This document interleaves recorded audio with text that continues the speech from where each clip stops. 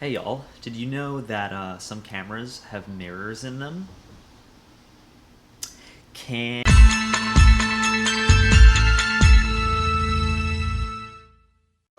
Candyman. The urban legend is if you say his name 5 times while looking in the mirror, he appears in the reflection and kills you. Candyman is directed by Nia DaCosta and produced by Jordan Peele. It stars Yahya Abdul-Mateen II as Anthony McCoy, a young up-and-coming artist in the now gentrified former projects of Cabrini Green in Chicago. And Anthony finds inspiration in the long-buried local legend of the Candyman, and soon finds himself on a collision course with destiny and the truth behind the legend. So, for those of you who don't know, Candyman, the 1992 film, is one of my favorite horror movies of all time. It's wildly ahead of its time, especially at a time when slashers were pretty much all that was being churned out, to the point where this movie almost resembles a slasher film to the uninitiated. But it's so much more than that, and any slasher elements that there are take a back seat to an incredibly subtle urban gothic horror romance of sorts. And it ends up being very thought-provoking. Virginia Madsen and Tony Todd are both incredible in their performances, and some really incredible sound design lets you feel the violence even when you're not seeing it on screen. On top of that, Tony Todd's already booming voice is modulated so that it feels like it's coming from the center of your brain and radiating outward through your whole body. It's wild, and it's super cool. It's all tied together with a fantastic score by Philip Glass that creates a sense of distinction around this movie, sort of a refinement to it, and it feels a lot more elegant than the other horror content that was coming out at the time. And now we've got Candyman, the 2021 version, which is kind of a sequel, kind of a reboot for a new generation, and I think it worked brilliantly. It's a wild new take on a story that we're familiar with. It captures the spirit of the original film, both metaphorically and literally, while managing to differentiate itself enough to stand on its own. And in doing so, takes the story in bold new directions that not only show a deep understanding of the first film, but expanding them through a lens that resonates deeper as an inherently black story told by a black filmmaker this time, instead of a white guy. Nia DaCosta's direction is phenomenal here. I cannot stress that enough. Not only is she coaxing the exact performances she needs from everybody, more on that in a minute, but her vision here is something that is so clearly defined and so wild and unique, and I love it. The cast is stellar, with Yahya Abdul-Mateen II being an absolute standout and being asked to give a lot for this role.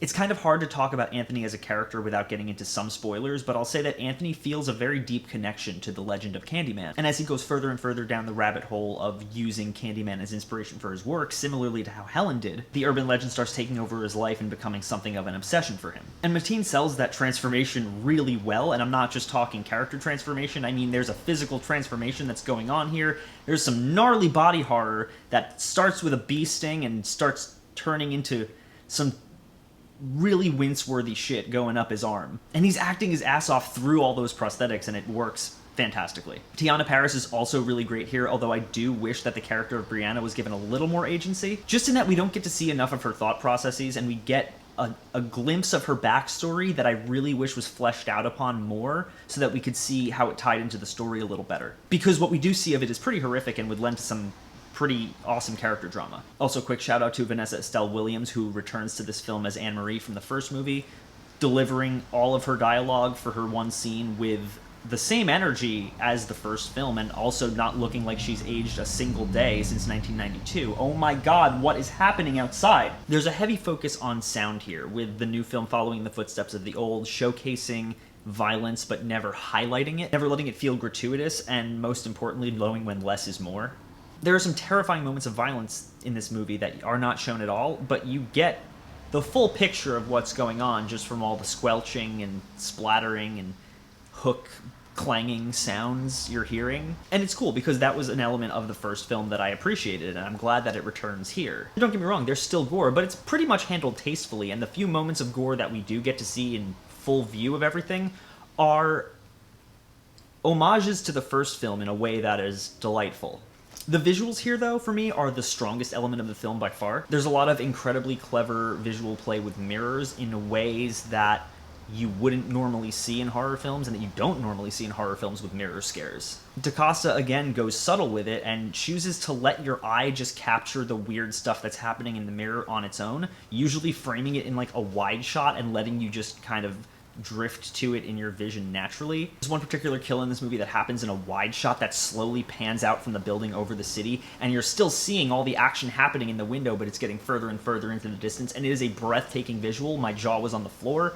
Truly, honestly, iconic visual moment in horror. There are also a lot of beautiful uses of shadow puppets to convey the ever-changing urban legends in this movie. It's something we saw a little bit of in an earlier trailer, and it's a beautiful way to convey these stories visually so that it doesn't get stale hearing different variations of the same story over and over. You'll see the puppets change depending on who's telling the story or what version of the story they're telling. What I admire most about this movie, though, is just how much it is throwing at you. There is some rich thematic seeding here, and while not all of it goes to the places I wish it would have gone to by the end, it gives you so much to chew on that it's almost impossible to absorb all of it in one viewing. While I won't go too much into spoilers, there is one element of the themes of this movie that I really do want to talk about, and that is the way that it expands the Candyman legend, because it is really damn cool. It puts forth this idea that Candyman isn't a he. Candyman's the whole damn hive. It puts forth the idea that Candyman goes beyond just Daniel Robitaille, that it's an almost tulpa-like idea that collects the souls of black people who were murdered in Cabrini Green in an unjust fashion.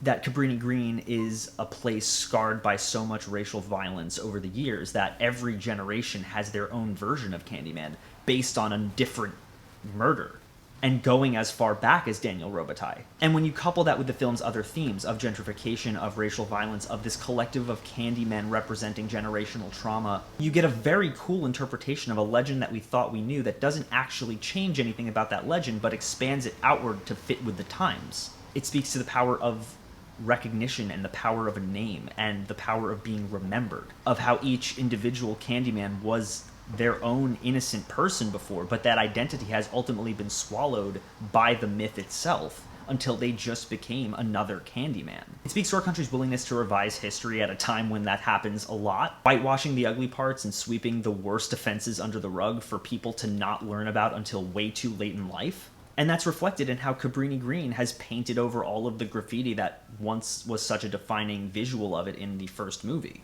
How no one left there speaks of the past at all, or discusses the generational tragedy that happened over and over and over. And honestly, that is maybe half of what this movie is throwing at you. There is so much more that I didn't even pick up on yet. I need to see this movie again. It kind of demands being seen twice. All that to say, this movie is thematically dense, and I mean that in a very good way.